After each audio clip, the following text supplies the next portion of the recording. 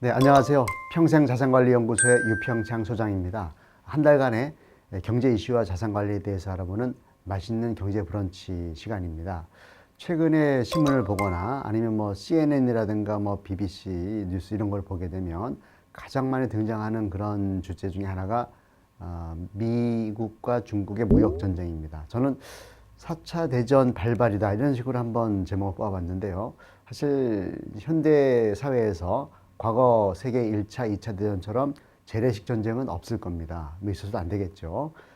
그렇기 때문에 군사적인 전쟁을 할 수 없지만 경제적인 그런 측면에서는 사실상 무역 전쟁인데 실제로 그 이상의 효과가 있는 것 같습니다. 파급 효과가 말이죠.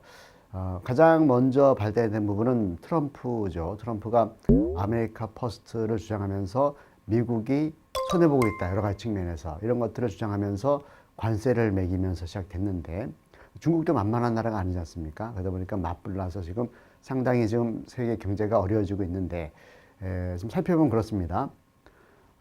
미국 입장에서는 중국이 미국의 첨단 기술을 무단 도용해서 어쩌면 국가 차원에서도 방치했다 이렇게 비판하는 거죠. 그러면서 미국의 어떤 정상적인 일자리 수백만 개를 사실상 뺏어갔다 이렇게 주장을 하는 거죠. 그 외 여러 가지 문제가 있습니다만 사실 중국이 덩치 면에서는 미국을 금방 따라잡을 거로 예상이 됩니다. 경제적인 측면에서는. 하지만 군사적인 측면에서는 상당한 시간이 걸릴 것이고 또 따라잡게 놔두지도 않겠죠. 미국 입장에서는.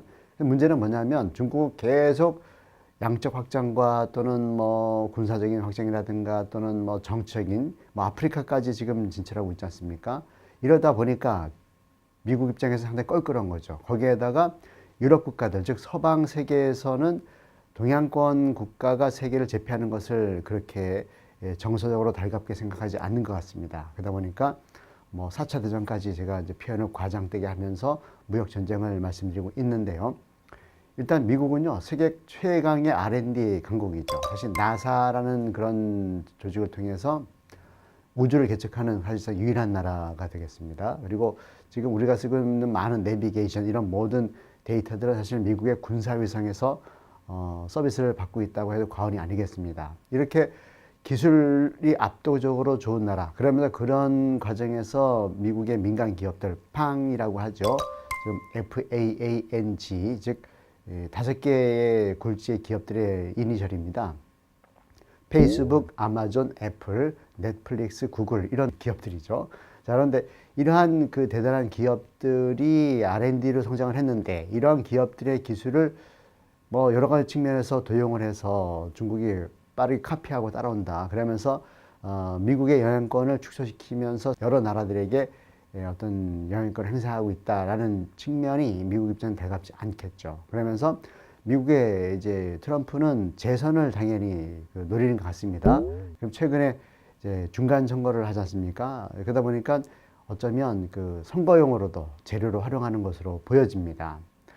어차피 중국과 미국이 무역 전쟁을 했을 때 승패는 뻔하지 않습니까? 미국이 이기겠죠, 당연히. 미국이 중국에게 100을 수출한다고 치면 중국은 미국에게 200 이상을 수출하거든요. 그리고 미국은 인구가 3억 3천만 명이지만 6만 달러의 그 어떤 고도 그런 좀 선진화된 나라 아니겠습니까? 그리고 세계 각국에서 이민을 가더라도 정말 재력 있고 그리고 지적인 이런 분들만 많이 이민을 받아주는 것 같습니다. 하지만 중국 같은 경우는 무려 인구 14억이나 되죠. 그리고 지금도 여러 소수민족들 67개 민족이 있다고 하는데 한족 빼고는 다 소수민족이죠. 66개 민족이 열악한 상태에 있습니다. 북경이나 상해라든가 몇 개 도시 빼고는 상당히 그 지방 도시는 우리나라 70년대를 연상하게 할 정도로 사정이 안 좋은 거는 사실입니다. 그러다 보니까 미국으로의 수출이 막히게 되면 바로 우리 어떤 중국 입장에서는 인민이죠. 우리는 국민이라고 부르는데 이분들의 불만이 커진다는 거죠. 그러면 지금 시진핑 체제가 사실상 예전에 모택동 그 체제, 등소평 체제에 버금가거나 아니면 어떻게 보면은 오버될 수 있는 그 정도의 영향력을 행사하려고 하는데 거기에 걸림돌이 되는 것이죠. 수출이 막히게 되면. 그러다 보니까 지금 중국과 일본이 사실 친한 나라가 아닙니다. 우리나라도 일본과 감정이 안 좋은 측면이 많이 있습니다만 중국도 못지않죠. 지금도 당장에 뭐 센카쿠라든가 이런데 그 어떤 영토 분쟁이 있지 않습니까? 그런데 이 두 나라 정상이 만나가지고 서로가 화합하자라는 신호를 보냈다는 거죠. 그 이유 중에 하나가 일본 입장에서는 중국이 최대 수출국이에요. 일본도 수출을 많이 하는 나라인데, 근데 중국이 수출이 어려우면, 미국 수출이 어려우면은 중국도 수입을 안 하겠죠. 즉 중간재를 수입을 해서 완성재로 판매를 하고 있는데, 그러면 일본과 한국 같은 그런 중국의 수출을 많이 하는 나라들도 타격이 있을 겁니다. 그러다 보니까 어쩌면 같은 입장인 거죠. 그래서 중국과 일본이 좀 흔치 않게 화합을 하는 모습을 보여주고 있다는 것이죠. 그리고요, 유럽 국가도 마찬가지입니다. 유럽도 미국처럼 그런 아주 글로벌 기업들을 많이 키우지 못했거든요. 거기다가 영국이 유로존을 이탈을 하고 또는 뭐 이탈리아라든가 뭐 그리스 이런 나라들 역시 재정 상태가 안 좋은 겁니다. 그러다 보니까 유럽에서는 어떤 대응하기 어렵습니다. 지금 미국과 중국의 무역 전쟁을 통해서 얻어지는 혜택보다 관련된 그 손실이 유럽도 크다라는 것이죠. 거기다가 우리나라는 아직까지는 신흥국에 포함되어 있는데 사실상 선진국과 신흥국 중간이라고 볼 수 있지만 여전히 신흥국으로 분류가 되고 있습니다. 뭐 브라질이라든가 뭐 인도라든가 이런 그 나라들 당연히 어렵겠죠. 그 관세라든가 이런 걸 통해서 수출에 제약이 받고 그러다 보면 특히 미국이 금리를 올리고 있죠 지금. 그러다 보면 당연히 이 각국의 외환보유고가 이제 미국으로 또는 다른 나라로 이탈하는 그러한 환란도 걱정이 되고 있습니다. 그러다 보니까 여러 가지 측면에서 세계 대전과 같다. 특히 무역이지만 그런 피해가 상당히 크다라는 측면에서 제가 미국과 중국의 무역 전쟁을 세계 4차 대전이라고 한번 표현을 해봤습니다. 자, 7대 경제 지표를 살펴보겠습니다. 일단 경제 관련해서 지표를 알아야 되는데 경기 지표가 아주 중요하지 않습니까? 그 중에서 소비자 물가 지수 2%가 됐습니다. 최근 1년 정도를 봤을 때 1%대에서 머물렀는데 드디어 2%를 찍었거든요. 물론 이 2%가 꾸준하게 계속 간다고 치면 우리나라도 한국은행의 기준금리를 올릴 수 있는 명분이 있습니다만 제가 볼 때는 뭐 석유 가격이 올라가고 이런 것 때문에 좀 올라간 거 아닌가 싶기도 하고요. 따라서 우리나라는 물가가 올라가야지 금리를 올릴 수 있는 나라인데 물가가 올라가지 않기 때문에 미국처럼 금리를 올릴 수 없다. 이러한 딜레마에 빠져 있는 건 사실입니다. 소비자 심리지수는 조금 내렸습니다. 그리고 BSI 지수도 내렸고요. 심리가 위축되어 있다는 거죠. 그러나 무역 수지는 여전히 잘 나가고 있습니다. 무려 81개월째 연속 흑자인데요. 반도체를 중심으로 해서 여전히 수출은 호황입니다. 지난달 기준으로 10월달 기준으로 65억 달러 정도가 흑자가 났습니다. 거기에 그 힘입어서 우리나라의 외환 보유고가 사상 최대 수준을 계속 경신하고 있습니다. 2018년 9월 말 기준으로 4,029억 달러 정도의 외환 보유고를 가지고 있습니다. 따라서 미국이 금리 올려가지고 외화가 이탈하더라도 상당 부분은 커버할 수 있는 체력이 있다. 이렇게 볼 수가 있는 거죠. 자, 주가 지수를 보겠습니다. 저는 6가지 지표를 관찰하고 있는데 코스피, 코스닥, 그리고 미국의 다우와 나스닥, 그리고 중국의 상해지수와 홍콩 항생인데요. 정말 드물게 보는 그런 광경입니다. 월봉 차트 기준으로 봤을 때 캔들 차트 월봉으로 봤을 때 전부 다 하락세가 커졌습니다. 특히 우리가 코스닥 같은 경우는 21%나 무려 포인트가 아닙니다. 퍼센테이지예요. 그러니까 많이 내린 거죠. 또 중국도 그렇고요. 우리나라 코스피도 상당 부분 손실을 많이 평가서를 보고 있는 입장입니다.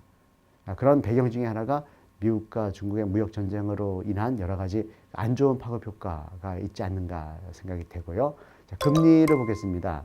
자, 10월 달에 평균 금리를 보게 되면 3년 만기 국고채 수익률 금리죠. 2% 정도가 되어 있습니다. 좀 전달에 비해서는 0.057%포인트가 올라서 2%를 턱걸이 했거든요. 하지만 은행 최고금리 여전히 1.9%, 우체국 예금금리입니다. 이 정도에 머물러 있고 상호저축금리는 조금 올랐습니다. 2.83% 정도가 최고금리고요. 그러나 코픽스 금리라고 해서 대출을 받을 때 적용되는 금리는 여전히 2%가 안 되고 있습니다. 잔액 기준과 신규 취급액 기준 모두 1.9%와 1.83% 정도에 머물러 있어서 여전히 이 대출 받아서 집 사는 분들에게는 좀 유리한 상황이 조성되고 있다라는 측면이죠. 자, 환율을 보겠습니다. 환율은 11원 71전이 올랐습니다. 전월 대비 9월 대비 10월 달이 월 평균입니다. 즉 1달러를 살 때 1133원 정도를 내야 된다는 것이죠. 오랜 기간 동안 지금 1000원 초반에서 머물러 있습니다. 만약에 미국 금리를 많이 올리고 달러를 중심으로 외화가 많이 이탈한다고 치면은 우리가 97년도 말에 경험했던 것처럼 거의 1달러 2,000원 가까이 올라갈 수도 있습니다만 그런 일은 별로 없을 거라는 거죠. 왜냐하면 그때는 외환 보유고가 40억 달러밖에 되지 않았다고 합니다. 지금보다 100분의 1밖에 안 됐기 때문에 밑으로 왔는데 지금은 뭐 4천억 달러가 넘고 또 가까운 뭐 여러 가지 정서는 안 맞을 수 있지만 일본이라든가 중국의 어떤 그 통화 수합을 통해서 크레딧 라인을 설정해 놨기 때문에 환란은 뭐 없을 거다 이런 얘기를 대부분의 전문가가 하고 있고요. 통화량 보면은요. M2는 여전히 좋습니다. 총통화라고 하죠. 2년 미만의 정기 예적금이라든가 본원통화라든가 입출금 예금 MAF 이러한 유동성 예금이 유동성 자산이 많다라는 거죠. 이런 돈들이 주택으로 가다가 지금 정부에서 대출 규제하니까 이 돈이 빠져가지고 다른 데로 좀 갈 데가 많이 없지 않습니까? 주식도 지금 만만치 않고요. 뭐 채권은 개인들이 할 수 있는 시장이 별로 아니니까. 그럼 결국은 오피스텔이라든가 이런 수익형 부동산 쪽으로 지금 가고 있는 걸로 관측이 되고 있습니다. 일부가. 그리고 투자 예탁금은 약보합이지만 코스피 거래대금은 이제 강보합을 보여주고 있고요. 주식형 펀드는 계속 상승무도 있다가 살짝 빠졌습니다. 원자재 보겠습니다. 기름값이 좀 오르고 있죠. 사실 제 기억에 몇 년 전만 하더라도 20달러 때도 봤었습니다. 1배럴당. 지금은 80달러가 넘고 있습니다. 물론 곧 100달러가 될 수도 있습니다만 오펙이라는 산유국들이 감산 줄이지 않으면은 우리는 계속 그 어떤 저유가 시대를 볼 수가 있는데 오펙이 감산 합의한다고 치면 100달러 넘어가는 건 시간 문제입니다. 아무튼 우리나라처럼 물가 관리를 스스로 할 수 없는 나라, 즉 석유를 수입하고 농산물을 수입하고 뭐 무기를 수입하는 나라에서는 소유값 인상이 상당히 우리나라 물가에 치명적일 수 있습니다. 물론 물가가 올라서 긍정적인 효과도 있습니다. 국가 세금이 증가할 수 있겠죠. 부가가치세라든가 여러 가지 측면에서. 반면에 서민들, 특히 대출을 많이 보유한 가정에서는 어려운 일이 생길 수 있을 것 같습니다. 따라서 우리 유관 정부 기관에서도 물가 관리를 하고 또 금리 관리를 많이 하는 것으로 보여지고 있고요. 국제금리 시세는 뭐 오랫동안 지금 1200달러에서 왔다 갔다 하고 있습니다.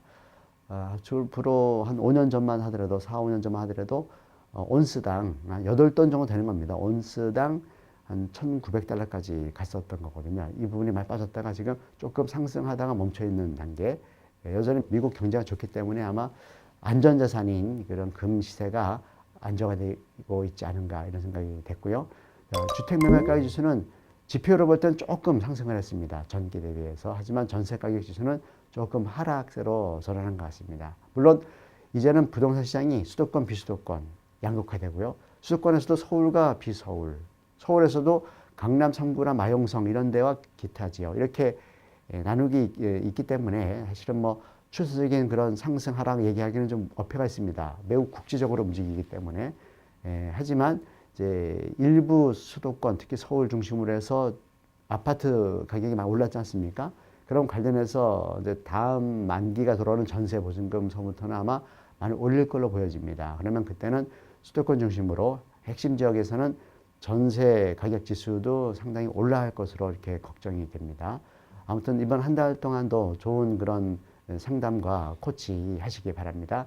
수고하셨습니다.